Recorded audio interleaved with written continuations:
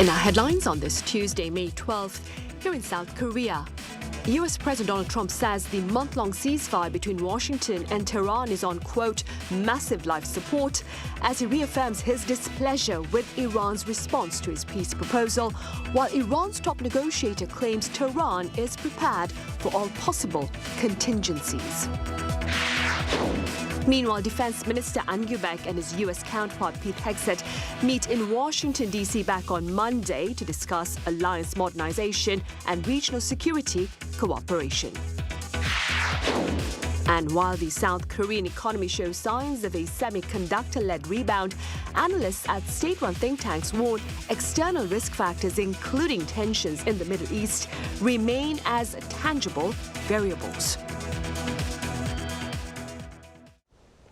US President Donald Trump has reiterated his displeasure with Iran's response to his most recent peace proposal, while Tehran's top negotiator claims that Iran is prepared for all possible contingencies, including any act of US aggression. Our Kim Bo-kyung has the latest. U.S. President Donald Trump has described the month-long ceasefire between the U.S. and Iran as being unbelievably weak and on massive life support. Trump made comments in response to questions from reporters in the Oval Office on Monday. He also referred to a peace proposal from Iran as totally unacceptable and a piece of garbage. After reading that piece of garbage they sent us, I didn't even finish reading it. They said, I'm not going to waste my time reading it. I would say it's one of the weakest right now. It's on life support. They understand. Underlining that Tehran cannot have a nuclear weapon, he claimed that Iran had agreed to hand over its highly enriched uranium to the United States, and that the U.S. was one of the only countries that could remove it, but later changed its position. So we talked about it, and they said, you'll have to take it out because we don't have the capability of doing it. We were going to go with them, but they changed their mind because they didn't put it in the paper. Earlier on the same day, the U.S. president told Fox News that he was considering resuming the suspended Project Freedom operation. The news outlet reported Trump as saying that guiding U.S. military ships in the Strait of Hormuz would be a small part of a larger military operation, though he had not made a final decision yet. In response to pressure from Trump, Iran said he had completed preparations for all possible countermeasures. Mohammad Bahir Ghalibaf, who led the Iranian delegation in the ceasefire negotiations, wrote on X on Monday night that Iran's armed forces are fully prepared to respond decisively to any aggression, and that Iran is fully prepared for every option and that the response would be surprising. Kim Bo-kyung, Arirang News. South Korea will attend a virtual defense ministers meeting hosted by the UK and France on this Tuesday, aimed at restoring freedom of navigation in the Strait of Hormuz. Now, Tuesday's meeting follows a series of similar sessions with a France-hosted video conference of military leaders back in March. There appears to be global interest with regard to South Korea's current stance, as this particular meeting follows the recent confirmation of an external strike on a cargo carrier operated by South Korea in the Strait of Hormuz. The Defense Ministry here has said that it will explore realistic options to contribute to the international initiative for freedom of navigation in the critical waterway. Meanwhile, debris resulting from the external strike on the cargo carrier operated by South Korea in the Strait of Hormuz will soon arrive here in Seoul for in-depth analysis. Speaking to Yonhap News Agency on this Tuesday, Foreign Minister Cho Hyun claimed relevant authorities, including Defense Ministry officials, will examine the recovered fragments of the HMM Namu. Initial investigation into the cause of the explosion and fire on the container ship confirmed a strike by two unidentified airborne objects. Now, Minister Cho refrained from speculation about the source of the strike, asserting that it has yet to be confirmed. In Washington, D.C. earlier on Monday, South Korea's top defense official and his U.S. counterpart reaffirmed their commitment to stability on the Korean peninsula and more. Our Lee Seung-jae covers these latest security talks. South Korean Defense Minister An Kyu-baek met U.S. Defense Secretary Pete Hegseth in Washington on Monday as the allies coordinated on major security issues, including wartime operational control transfer, alliance modernization, and tensions in the Strait of Hormuz. The Pentagon meeting marked the first defense ministers' talks between the two countries in more than 6 months. During opening remarks, Hegseth stressed the importance of allied unity and burden sharing, referencing the recent U.S. military operation against Iran. The strength of our alliance is critical, and we look to our partners to stand shoulder to shoulder with us. He also praised South Korea's pledge to increase defense spending and take on a larger role in defending the Korean peninsula. An voiced support for the Trump administration's peace through strength policy and said Seoul is also boosting defense spending and military capabilities to strengthen South Korea-led defense on the peninsula. In line with this, we are also making every effort to secure core national defense capabilities through measures such as increasing defense spending so that we can realize the defense of the Korean peninsula led by us. In a joint statement, both sides said that they discussed security on the Korean peninsula and agreed to strengthen cooperation on key alliance issues, including the transfer of wartime operational control and alliance modernization. However, differences remain over the timeline for the transfer of wartime operational control. U.S. Forces Korea Commander General Xavier Brunson recently suggested early 2029 as a possible target date, while the Lee Jae-myung administration is reportedly aiming for completion before the end of its term in 2028. Other sensitive issues believed to have been discussed include cooperation on nuclear-powered submarines, North Korea-related intelligence sharing, and maritime security in the Strait of Hormuz following the attack on the South Korean cargo ship HMM Namu. 이승재, Arirang News.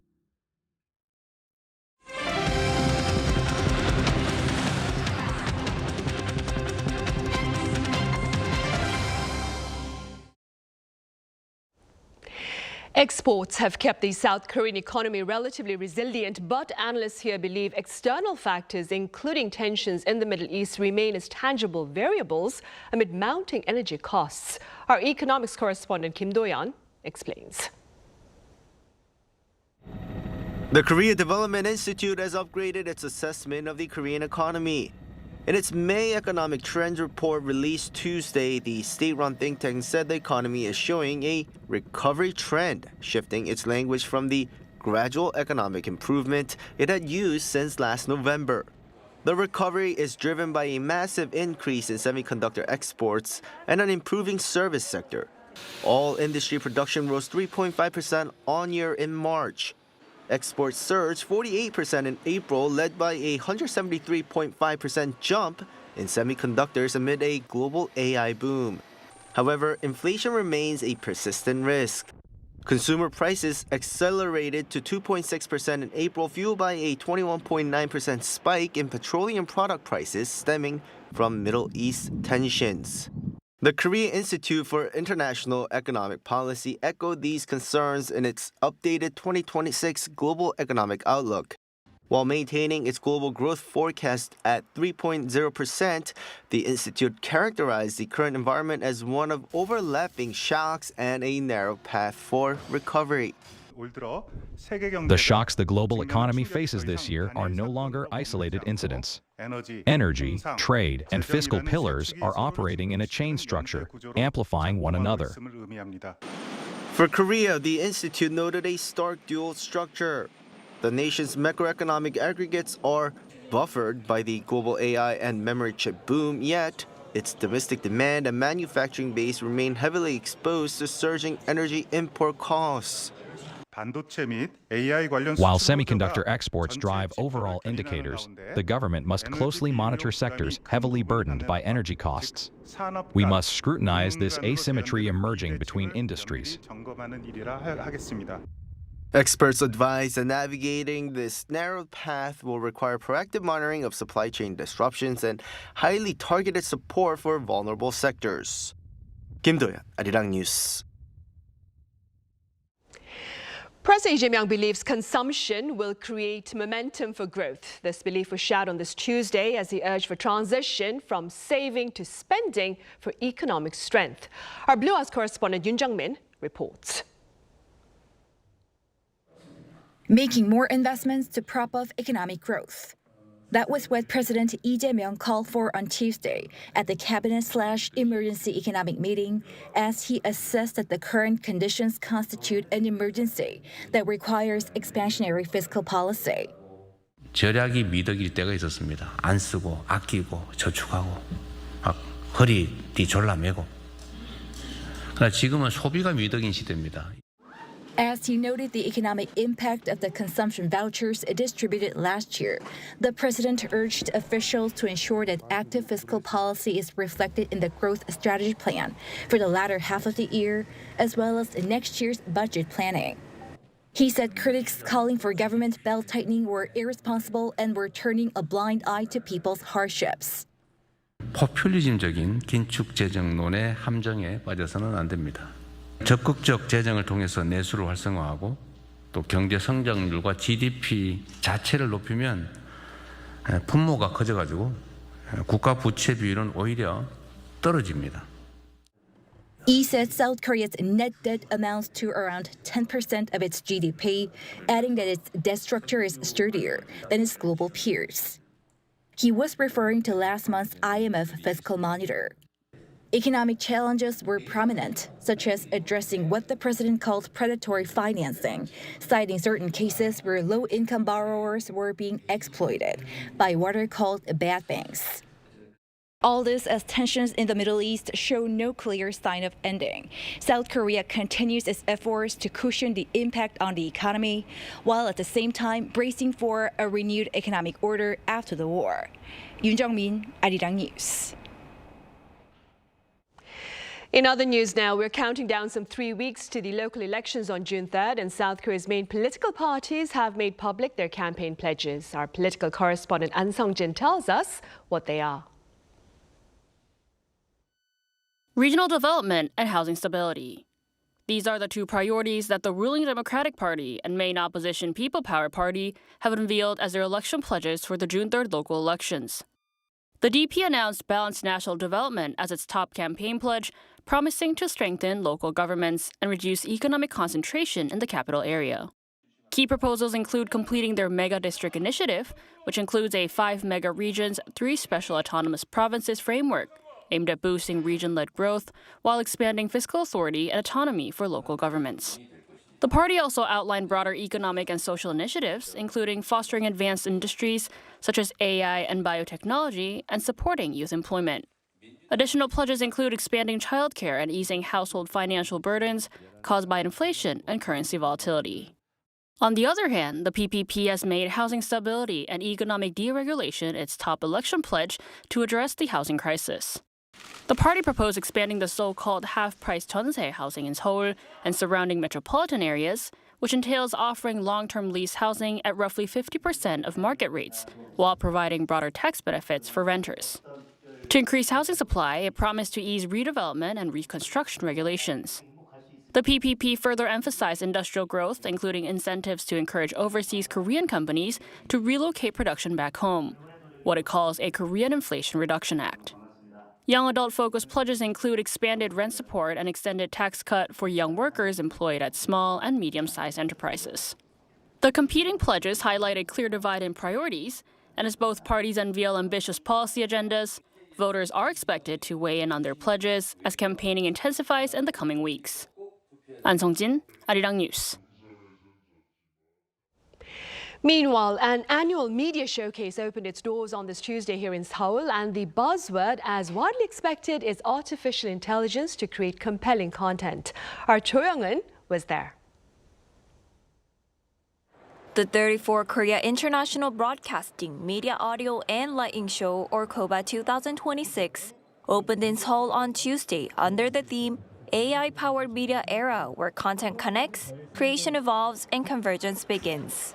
Jointly organized by Korea ENX and the Korea Broadcast Engineers and Technicians Association, this year's exhibition features more than 220 companies and around 1,000 booths from Korea and abroad. Organizers expect attendance to exceed last year's figure with more than 40,000 visitors projected during the four-day event.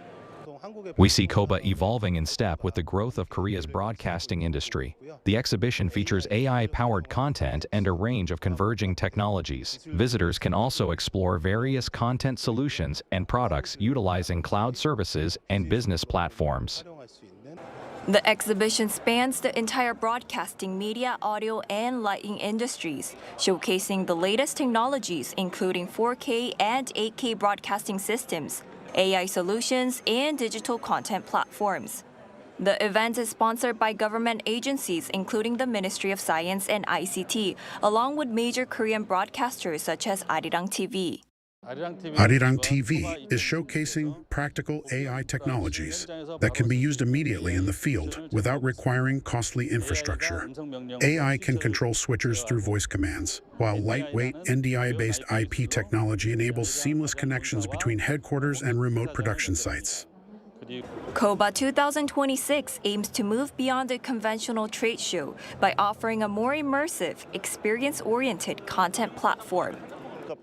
Our offerings include projectors, Lumix cameras, and system equipment. Panasonic is striving to go beyond being simply a broadcasting equipment manufacturer and becoming a company that can offer customers a complete ecosystem and provide integrated solutions. Having evolved alongside rapid technological shifts, from the rise of one-person media to today's VFX, XR, and OTT-driven landscape, KOBA has continued to grow into one of Korea's leading media industry platforms throughout the 2020s.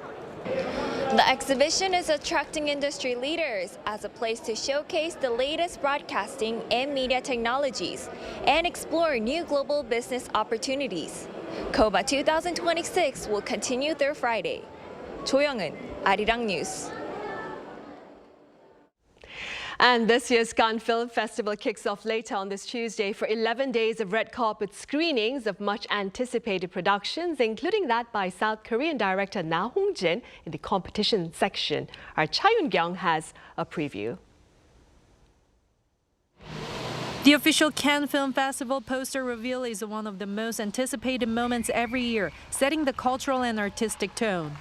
The official poster for the 79th edition was unveiled on Sunday morning local time, ahead of the festival starting on Tuesday local time.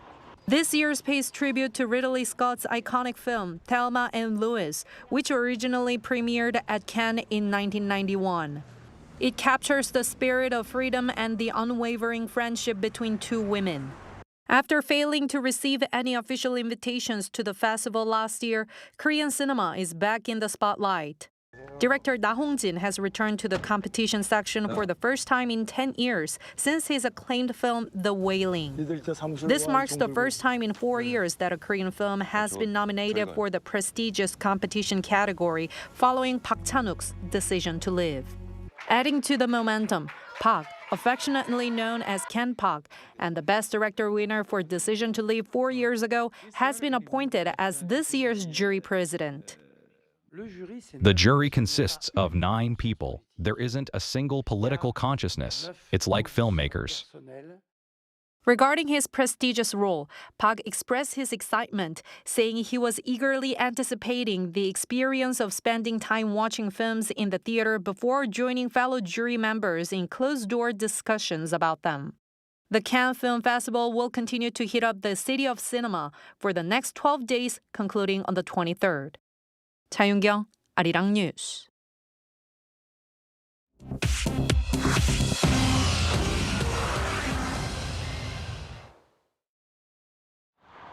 This is The World Now, bringing you everything you need to know from around the globe. As U.S. pump prices hit their highest level since 2022, President Trump said on Monday he supports suspending the federal gasoline tax code till it's appropriate. Suspending the 18-cent per gallon federal tax requires an act of Congress.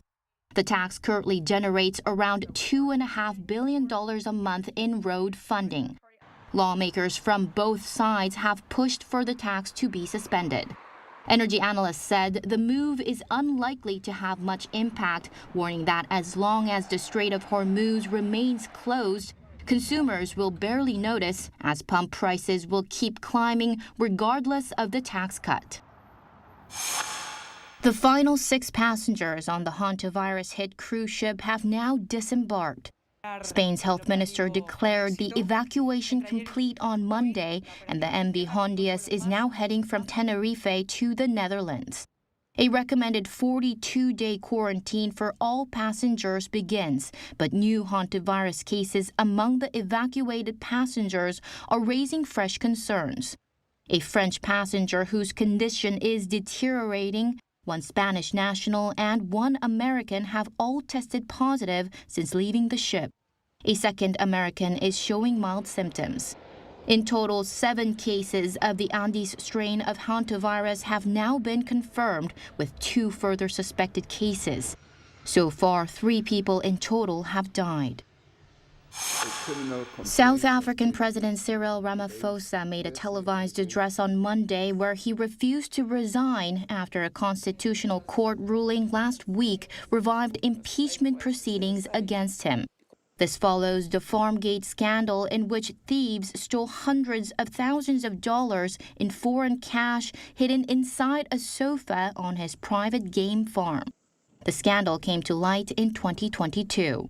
Ramaphosa said nothing in the court's ruling compels him to leave office and pledged to defend himself.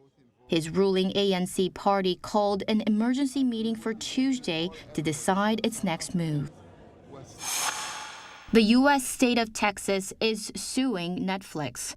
Texas Attorney General Ken Paxton accused the streaming giant on Monday of secretly collecting user data, including children's viewing habits without consent, selling that data to advertisers, and deliberately designing its platform to be addictive. Texas claims Netflix told consumers for years it did not collect or share user data, but was actually tracking and selling viewing habits to data brokers. The lawsuit also targets Netflix's autoplay feature, calling it a deliberate tool to keep users, including children, locked to their screens. Netflix said the lawsuit was without merit and said it complies with privacy laws everywhere it operates. Chu Ji-han, Arirang News.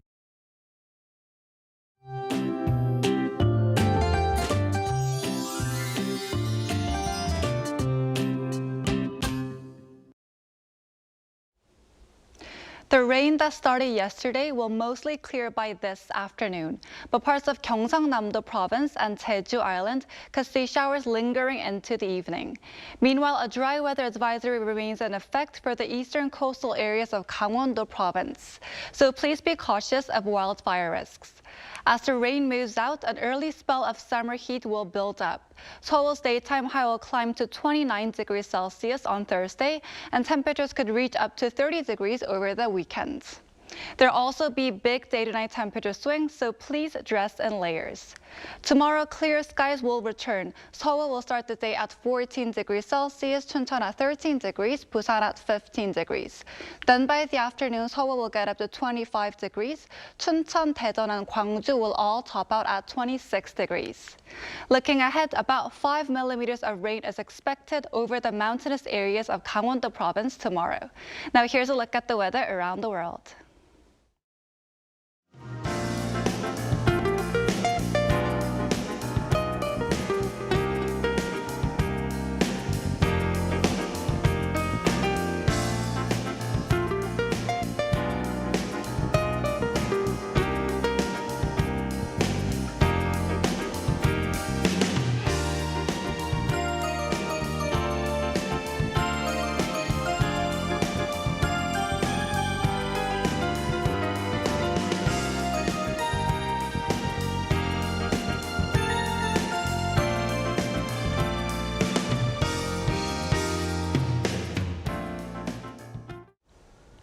Those are the headlines at this hour here in South Korea. Coming up next is our daily panel session, and today we touch upon a relatively light topic about K-cafes and more. Thank you for now.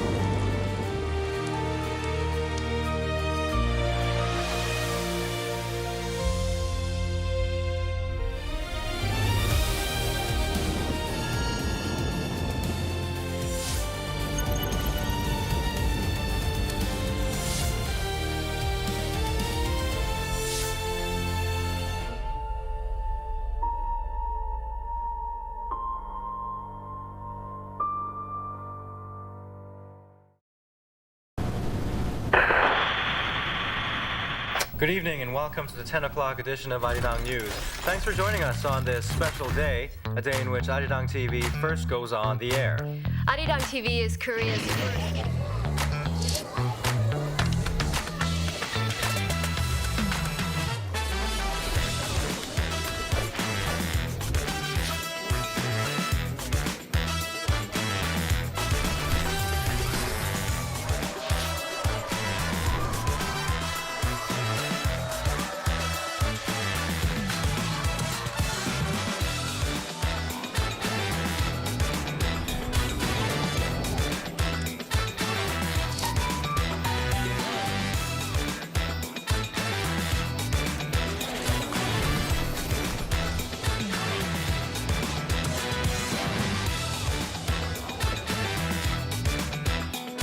From all of us here at Arirang, thank you for watching.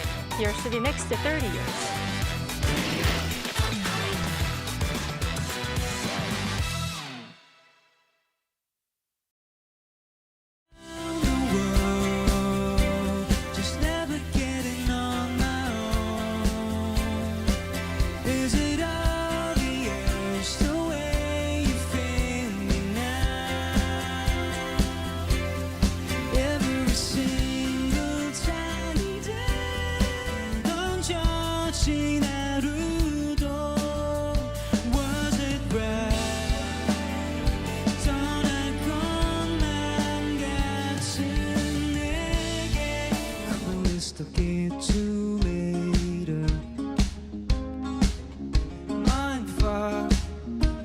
Such a perfect day to keep on stalling. The floor's so comfortable here with my biscuit stash. It tastes a little salty, little sweet.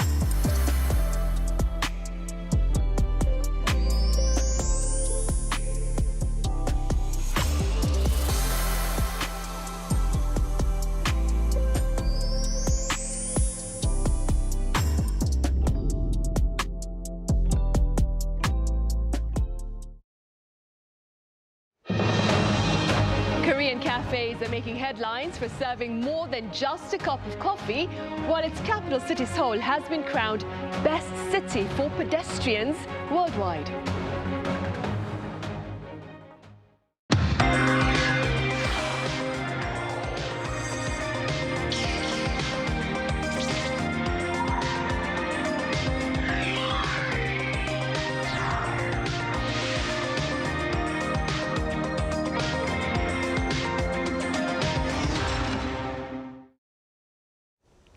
Hello and welcome to Press Perspective for this Tuesday, May 12th here in Seoul. I'm Min Sun-hee. Coffee, city and Buddhism. These are the keywords of our discussion today. For more on this, I have independent journalist Kelly Kasulis-Cho here in the studio. Kelly, it's lovely to have you here. Always excited to be here. Thanks. I also have writer Colin Marshall with us. Colin, welcome back. Thanks. I'm excited too.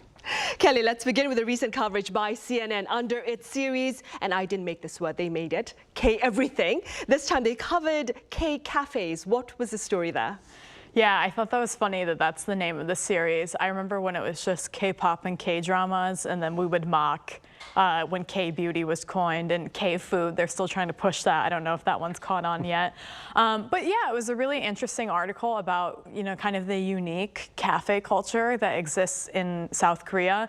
And I would actually agree it's quite unique.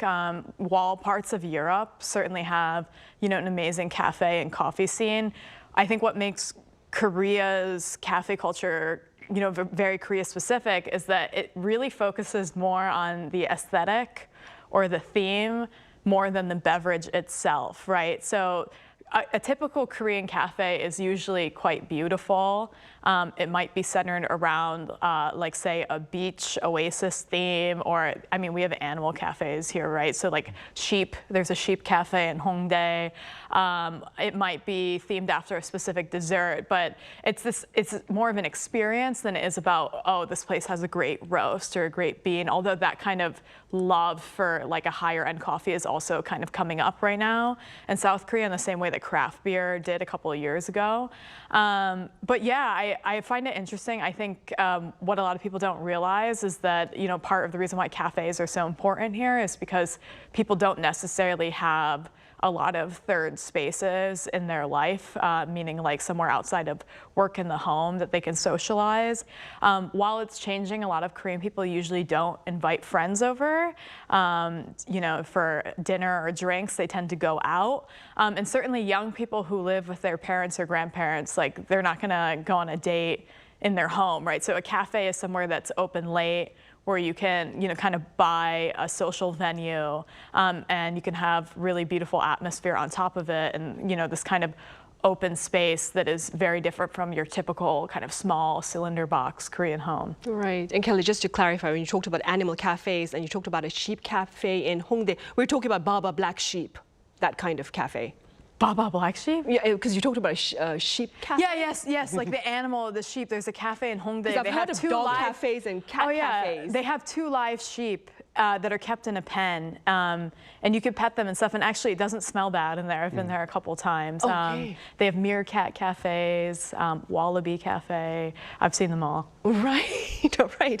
Colin, how do you explain the popularity of K cafes? Well, I've been to the same sheep cafe. They're in fact white sheep, but they do cycle them out periodically. That's why I was confused. Indeed. Yeah. But I could approach this through the lens of my own experience as well, because Kelly hit a lot of the points I would make generally speaking. But when I first visited Korea, I think I was sold on living in Korea by no one element more than the cafes.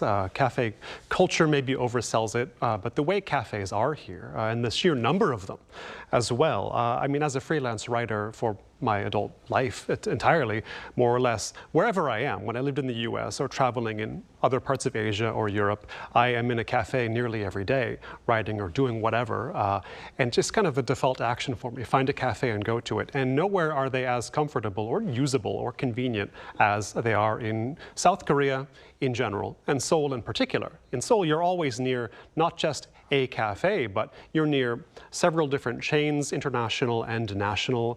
You're near a bunch of indie places as well, many of which express the personality of their owner, very sort of fascinatingly, sometimes memorably. And, unlike in the US, you're pretty much assured there's going to be Wi-Fi. You're assured that there's going to not be a limit on how long you can stay there for the most part, other than the most popular hot spots in the most popular neighborhoods at the most popular times. No one's going to hassle you out. They're never really full, other than the sort of boom time when the office workers flood in around 1 o'clock in the afternoon. And what's more, especially from the American perspective, but this is true for Europeans too, you can go there and leave your laptop or your phone or your camera, whatever it might be, the most expensive thing you own, and you can step out, go to the bathroom, or step out for 2 hours, and it'll still be there when you get back. You can rest assured of that, which is just not a quality you find in many societies, let alone in many cafes. around the world. So there is an endless list of reasons why I think they could catch on. And for tourists, many are Instagrammable. And this is true for tourists and Koreans as well. Instagrammability is a huge factor, not just in Seoul, but in other cafes outside Seoul, suburban cafes that have also been getting attention in the foreign press, which was a surprise to me. A while ago, I was traveling with my wife and kids to a cafe out in Gyeonggi-do, and the province surrounding Seoul. And as soon as you cross the line from Seoul to Gyeonggi-do, the cafes get about 20 times larger, much more ornate and elaborate. And one of them was this ancient Greek theme complete with ruins rebuilt on the grounds. And so I think they're competing to be attractions as well in a different way outside Seoul. But I think the cafe lover really has it all here. And for a while, the coffee lover, I think, had some complaints about the quality of what they could actually drink, but that's come a long way too. And so it's no surprise to see K being stamped onto cafes as well, dismaying as it might be for other reasons. Right. Kelly, Korea's love for iced Americano, it's no secret. What more can you tell us about the coffee culture that's unique here in South Korea? Well, I will say you invited the right person on this show today, because I often joke that my blood is made of iced Americanos. I'm a big fan. I drink probably far too many a day, although I'd like to think that I've tapered it back. But iced Americanos are basically 1 or 2 shots of espresso over very cold water and ice. It's a drink that is kind of, getting picked up in American metropolitan cities, but as an American, when I first came here, the first time I had ever heard of an iced Americano was actually in South Korea, and it's derived from espresso beans, as I mentioned, so it's different than a brewed coffee. Even last month, I had some American friends visit Korea for the first time, and they really didn't like them. They said that it tastes like dirty water. It's a very subtle coffee flavor. It's quite watered down. Whereas now I can't drink coffee that's brewed or a drip coffee or a Dutch coffee because it's way too acidic and strong to me. I like the subtle iced Americano flavor. But Koreans, it's such a part of life now that they often call it ah. And you can even order an and most places will know what you're talking about. I think the reason why people get so into this topic is kind of like where I'm from, Boston. People drink it iced, whether it's winter or summer, it really doesn't matter. And this is something that is kind of ubiquitous in the Korean experience at this point, but that wasn't the case even 10 years ago. So while mixed coffee, meaning like powdery lattes, a Maxim Gold in a tube, instant coffee, was a part of South Korea for a very long time. I mean, when I first got here maybe 12 years ago, cafes existed, they sold iced Americanos, but they were rather expensive, and it wasn't a part of like a Korean person's daily diet. It was something you order to take someone out on round 2 of a date, but maybe you had it, once an occasion. And now with the rise of mega coffee and compost coffee, iced Americanos are available for, instead of 8,000 won 10 years ago, sometimes less than 2,000. So that's like $1.50 in terms of American money. And so what you're seeing now is these big queues of people getting their hit of caffeine before they go to the office. And, the caffeine addiction has fully taken hold in the same way that Americans might say, like, Americans run on Dunkin', right? So it's been interesting to see that arc of a society literally getting hooked on a drink and on caffeine. I remember I brought a pound of ground coffee beans from the States when I was young for my emo, my aunt who lives here, and she brewed it completely wrong. It tasted like tea, and she brought it to her office in a big thermos to show everyone that she had like fancy American coffee, and it was her first time trying it. We're a far cry from that now. We're all addicted to a good shot or 2 of espresso. Right, for sure. Colin, a popular scene, which Kelly alluded to earlier, it's that in downtown Seoul, of course, during lunchtime, is that of office workers with an iced Americano in their hand walking down the streets. Now, this brings me to our next topic, which I mentioned at the clip at the start of our talk. Seoul has reportedly been crowned the best city for pedestrians worldwide. Could you tell us a bit more about this humbling honor? Yes, it may come as a surprise to Koreans themselves, or to Seoulites themselves to some degree, because although this survey was conducted ostensibly among locals, that's what Time Out said, I do find that this really is a subject on which foreign and local opinion divide sharply. And when Americans, for example, come to Seoul, this is the most walkable city they could ever imagine. And in part, they're factoring in the public transit as well. The Seoul subway is, of course, one of the best in the world and always improving. And the touristic experiences are, of course, walking-based, so those can affect the opinions of the visitor. But I think when Koreans say that Seoul is not walkable, they tend to be thinking of the sheer size of the city, number one, and the fact that it's not uniformly walkable, that there are some neighborhoods more walkable than others, and the north of the city, Gangbuk, is generally more walkable than the south, Gangnam, where we are now, and things like that. But if you have a lot of places to go in Seoul, you tend not to be walking between them because they're just too far apart. Compare it to, say, Paris, which ranked, I believe, number 7 on this list, which you can walk across in 2 hours, which is not true at all. Here in Seoul, if you had 12 hours, I don't know if you could do some of the actual expanses of the city. New York was number 3.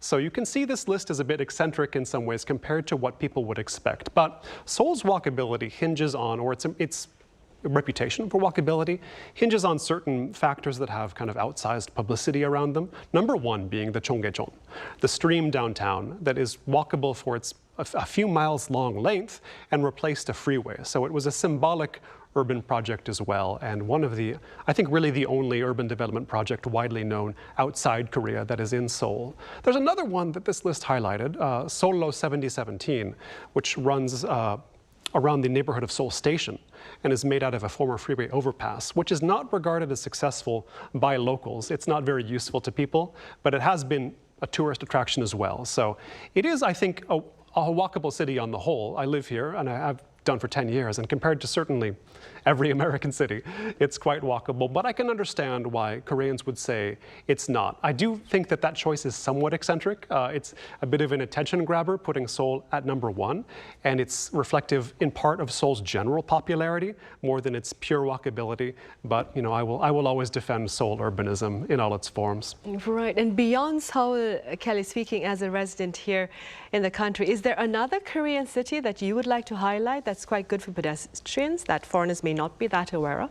I think most major Korean cities are actually pretty walkable. The second one that comes to mind is the second most populous city, Busan. I will say there's less hills there, so my calves get more of a break when I'm walking a lot. But to Colin's point, I'm an American, right? We have one of the most painfully unwalkable countries there is, and so I find Seoul and Busan extremely walkable. I will say I have walked from like Sangsu Station area all the way to Gangnam, the majority of which I did along the Han. That was probably at least 20 kilometers.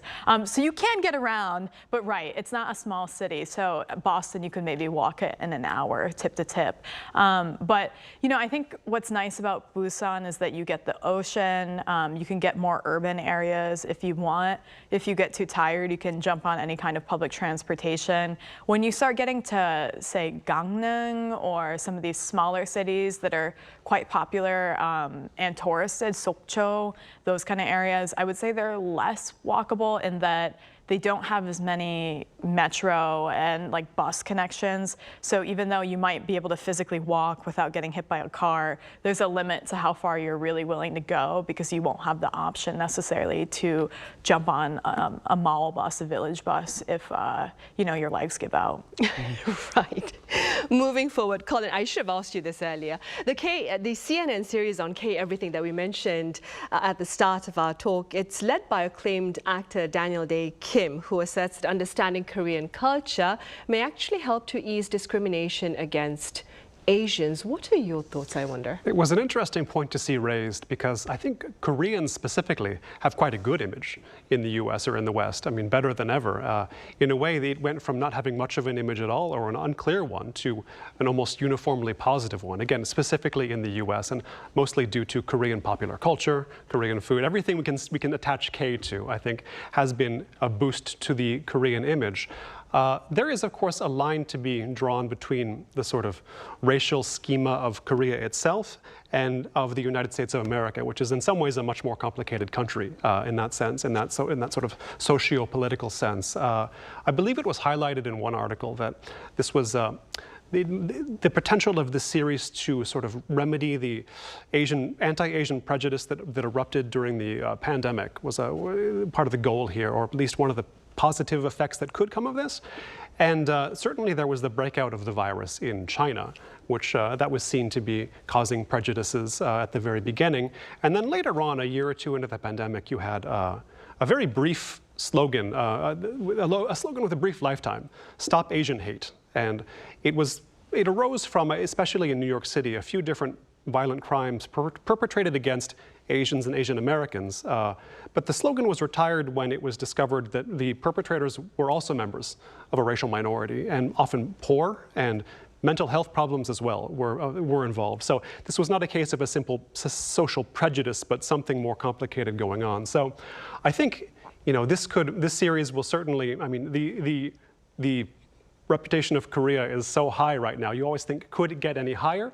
Whether that will transfer to Korean Americans or Asians in general, I mean, this is another complicated factor, because oftentimes in America, Koreans, Japanese, Chinese, Thai, I mean, they all get lumped together. So how much the positive image of Koreans in Korea, or Korea itself, actually transfers to Asians as a whole, en masse, in the US, I think that's harder to say. Right. Kelly, earlier this month, Korean monks, they reportedly held a Buddhist initiation for a humanoid robot. That particular story was covered by our colleague Rafael Rashid for The Guardian. For those of our viewers who may not have read that particular article, could you tell us a bit more about this initiation and the humanoid robot monk? Yeah, of course. I mean, love Rafael. He's a fantastic journalist, and it was a very good article. I recommend people take a look. I personally see this as a bit of a PR stunt, and rolling out a widely commercially available robot to bring interest in virtually anything is a ploy that we've seen time and time again.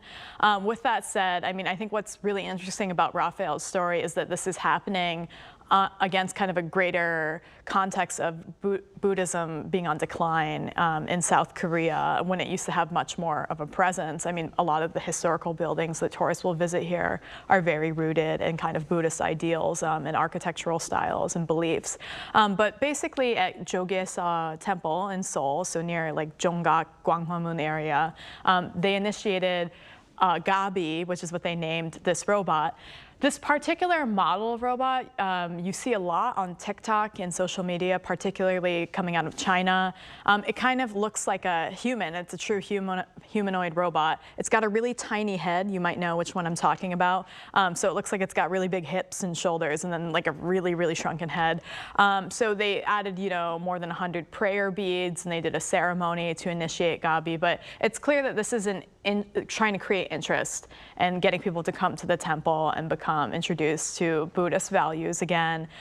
In the article that Rafael wrote, he mentioned that 16% of South Koreans now identify as Buddhist, down from about 23% in 2005.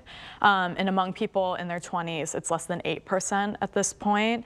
And that, last year, the Jogye order ordained 99 monks, which is down from 200 a decade earlier. So I think there's a very real concern that, this way of life is kind of approaching more extinction. I don't think it's quite that dramatic, but I'm skeptical about whether or not a flashy robot that, frankly, most of us have already seen in videos is going to sustain interest more than this kind of original blitz of news coverage. It reminds me of my old office building at the Washington Post that has like one of those Incheon airport greeter robots, the ones without the arms and legs. And it's just basically a screen with a face.